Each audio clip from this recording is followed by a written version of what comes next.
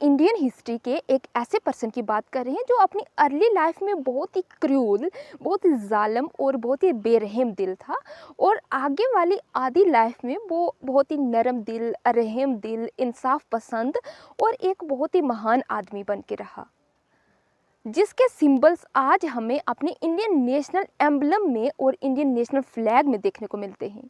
जी बिल्कुल ठीक समझे आप, हम द ग्रेट एम्पियर अशोका की ही बात कर रहे हैं।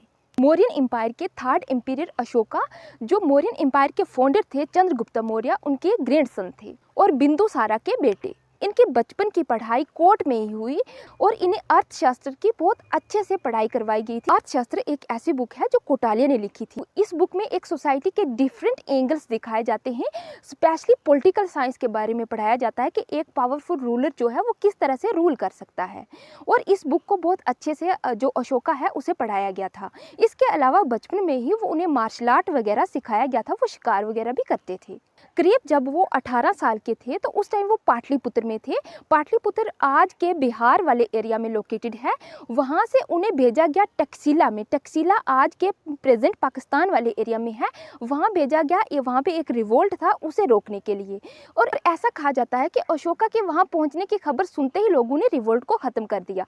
इस तरह ये कामयाबी देखते हुए इनके फादर बिंदुसारा ने अशोका को सेंट्रल इंडिया में टक्सिला जगह है वहाँ पे एज अ गवर्नर तैनात कर दिया, और यहाँ पे इन्होंने अपनी ड्यूटी बहुत अच्छे से परफॉर्म की और यहाँ पे भी इन्होंने बहुत अच्छी कामयाबी हासिल की। और उस टाइम राजा उसे बनाया जाता है जो फैमिली का बड़ा बेटा होता था, और जो अशोका था उससे बड़ा बेटा भी था बिंदुसारा का, जिसे वहाँ पे राजा बना दिया गया।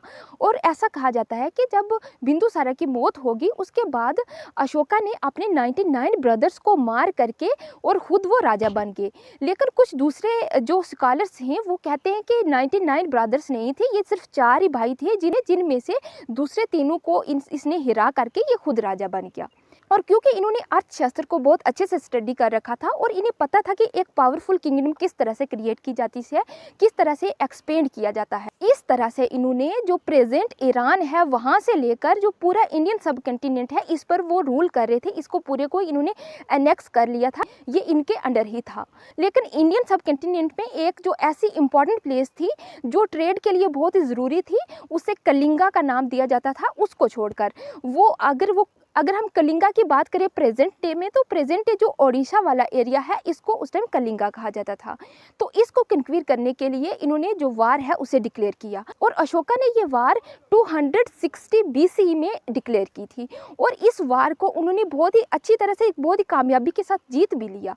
और जब वो वार को जीत गए और बैटल फील्ड में उन्होंने जाकर देखा जहाँ पे 1 लाख से ज़्यादा लोगों की मौत हो चुकी थी, लाखों लोग इंजर्ड थे और हज़ारों की भूख की वजह से, बीमारियों की वजह से मौत होगी।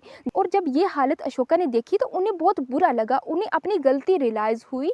ऐसा कहा जाता है कि अशोका बहुत टाइम पहले से ही बुद्धिज़्म जो है उसे स्टडी कर रहे थे, लेकिन अभी तक वो अंदर से उसे दिल से मान नहीं थे रहे। लेकिन जब उन्होंने ये हालत देखी तो ऐसा कहा जाता है कि उसके बाद उन्होंने बुद्धिज़्म जो है उसे अडॉप्ट कर लिया। वो एक बुद्धिस्ट की तरह लाइफ जीने लगे। उन्होंने एक मध्यम मार्ग लेना शुरू किया और उन्होंने इंसाफ की बात करना शुरू की और लोगों के बारे में सोचना शुरू किया।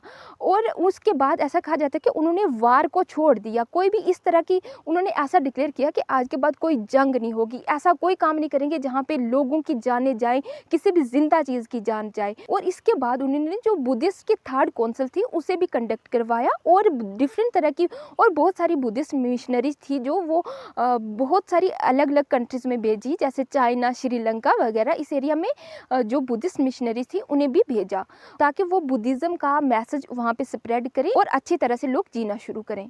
और इस तरह से उनके अंदर का जुल्म और क्रूरल्टी और वो सख्तपन ख़त्म हो गया। और ऐसा भी कहा जाता है कि उन्होंने पूरे कंट्री के अंदर लगभग 84,000 से ज़्यादा स्तूपास बनाए। स्तूपास एक ऐसी प्लेस होती है जहाँ पे बुद्धिज़्म के रिमाइंड्स रखे जाते हैं।